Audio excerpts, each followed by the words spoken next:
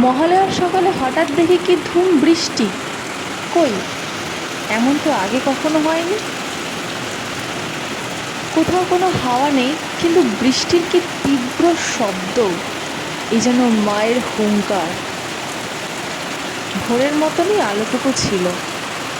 কোথার থেকে এলো এত জল! এই যেন মায়ের অশ্রু। মা ভোলেনি তিলোত্তমাকে, ভুলতে পারে না। সে যে গরিবের জন্য লড়েছিল, সে যে সবার জন্য লড়েছিল, আর তাই তার এত নির্মম পরিণতি। এই যে কোনো মা মেনে নিতে পারে না।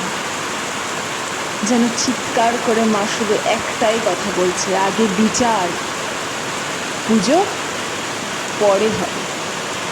মা গো মা, তুমি কেঁদো না মা, তুমি কেঁদো না।